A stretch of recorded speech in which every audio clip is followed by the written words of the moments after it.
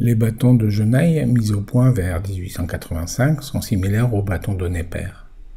Pour multiplier 365 par 76, je pose les bâtons du 3, du 6 et du 5, et sur la ligne du 6, je lis en haut à droite 0, puis en allant vers la pointe du triangle à gauche, 9, 1 et 2, toujours en allant de la base du triangle vers sa pointe à gauche.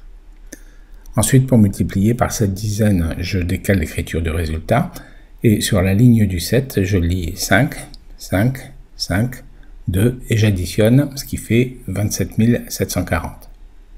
C'est très pratique, la multiplication de deux grands nombres se réduit à de la lecture et à une addition. On n'a pas besoin de connaître sa table, comme c'était le cas dans la multiplication en jalousie, et on n'a plus les additions intermédiaires et leurs problèmes de retenue, comme avec les bâtons de Neper. On a une méthode de multiplication rapide et fiable, utilisable à la fin du XIXe siècle par des personnes inexpérimentées en arithmétique. Alors comment ça marche? Regardons de plus près le premier bâton, celui du 3. Comme le bâton de Neper, il porte la table de multiplication. 3 x 1, 3, 3 x 3, 9, 3 x 4, 12 avec la retenue de 1, et 3 x 7, 21 avec la retenue de 2. Mais ni la retenue de 1 ni celle de 2 ne sont écrites sur le bâton du 3.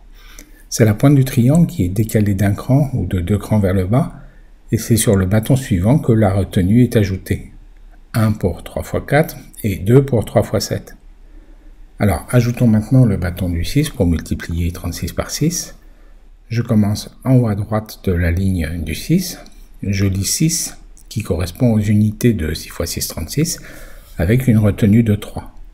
La pointe du triangle est donc décalée de 3 crans vers le bas. Ça correspond à ajouter 3 à la lecture du bâton suivant. 6 x 3, 18, avec la retenue ou le décalage de 3, ça fait 21. Je lis 1 avec une retenue de 2. Donc 6 x 36 égale 216. Ensuite, je peux ajouter le 5 pour multiplier 365 par 6 puis par 7. 76 fois 365, ça fait 27 740, obtenu avec une seule addition. Genaille et Lucas ont donc remplacé la retenue et l'addition par un décalage qui permet de lire directement le résultat. C'est très pratique et à la fin du XIXe siècle, ça contribue à sécuriser les multiplications et à les rendre accessibles à des personnes peu expérimentées.